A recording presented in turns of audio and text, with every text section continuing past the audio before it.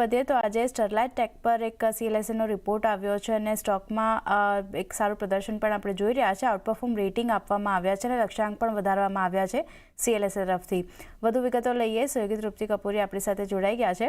તૃપ્તિ, good afternoon. જણાવો Sterlite tech પર CLSAનો શું રિપોર્ટ?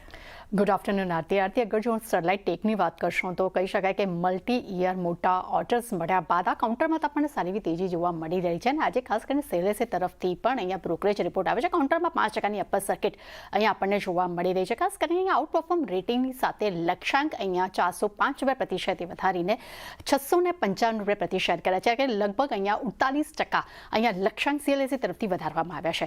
ખાસ કરીને તેમનું કહેવું છે કે કંપનીને યુએસની સબસિડરી કંપનીને ખાસ કરીને અહીંયા $1.1 બિલિયન મલ્ટી યર અહીંયા ઓર્ડર મળ્યો છે, જે ગ્લોબલ હાઇપર સ્કેલ પાસેથી તેમને મલ્ટી યર ઓર્ડર જે છે અહીંયા તેમને મળતો જોવા મળ્યો છે. આ જે મોટો ઓર્ડર છે તે ખૂબ જ એક મોટો ગેમ ચેન્જર તરીકે અહીંયા કંપની માટે જોવા મળી શકે છે. તેમનું એ પણ કહેવું છે કે આ નવા ઓર્ડરથી FY 27-29માં કંપનીની આવક જે છે તે લગભગ 25%થી વધીને 64% વધવાની તેઓ અપેક્ષા રાખી રહ્યા છે.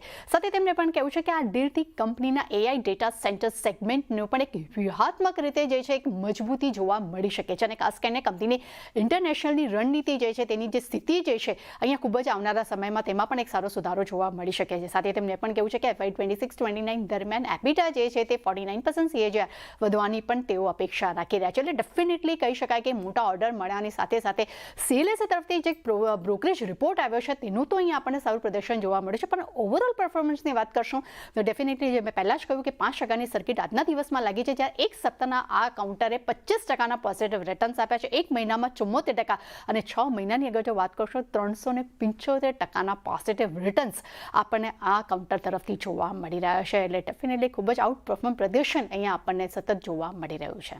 જી, આભાર તૃપ્તિ આપનો સમગ્ર માહિતી આપવા માટે. તો જે રીતે